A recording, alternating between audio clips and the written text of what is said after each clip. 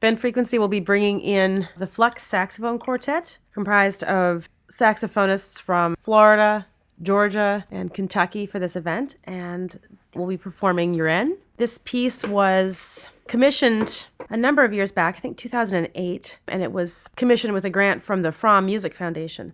This is an interesting piece that also is of similar construction, I suppose, to Parts for a Floating Space, but in reverse. Begins with quite an aggressive section of extremely fast articulated passages for all members of the quartet, and kind of ending the same way with a more meditative section in the middle.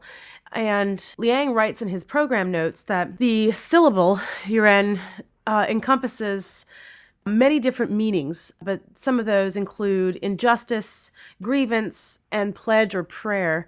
And he talks about writing this piece while thinking about a really tragic story that happened during the Chinese Cultural Revolution. There are certainly moments in the piece that the listener can hear this influence or the stories coming through the music. There are moments where the saxophonist, specifically alto and soprano players, have to play into the mouthpiece of the instrument without the body of the saxophone, imitating these wailing-like sounds that come from this story. So in the story, there's a woman's husband who was tortured and killed by the local police or village official. And in order to seek justice, she essentially was wailing in the woods behind this official's home every night until she and the official went insane. So the idea of this wailing from afar comes from the mouthpieces. Liang also talks about these stories of injustice are a recurring theme in Chinese history, and there is also a parallel tragic story that he refers to in the music of Yuan, and that is the play called Dao Yi. But he interprets this play unfolding sort of in three stages: the injustice, lamentation, and prayer, linked together by the rich meanings of this syllable, as I mentioned before.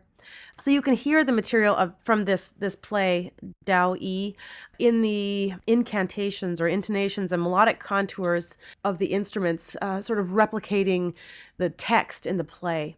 And so you'll hear this in the middle and ending sections of the piece. And specifically, the soprano saxophone has this melodic line at the end that is filled with quarter tones and ideas that are not usually heard in Western music. It most certainly comes from speech patterns and also a traditional Chinese folk tune. He mentions also a repeated four-note pattern that's found in Baroque music that he uses throughout the piece in various ways, whether it's in multiphonics, which is very chaotic-like sound, played usually by baritones, sometimes in the soprano parts, but he also uses it as an ostinato that will repeat. So there's many different ideas that he's bringing into this piece. It's a very complex piece, from the syllable Yuan itself encompassing all these meanings, the play based on Dao Yi, a Baroque theme, and then also a folk song of the Yao minority from the Hunan province. All of these things are put together in this complex piece, and I think it's complex not only in its construction and ideas of the composer, but it's very complex for the performers as well. It's a very, very difficult piece, very technically demanding, and involves quite a bit of also extended techniques that, while most of us are used to doing it, we usually don't have all of these techniques thrown into one piece. So you've got multiphonics, you have slap tongue, you have double tonguing, you have playing the mouthpiece by itself.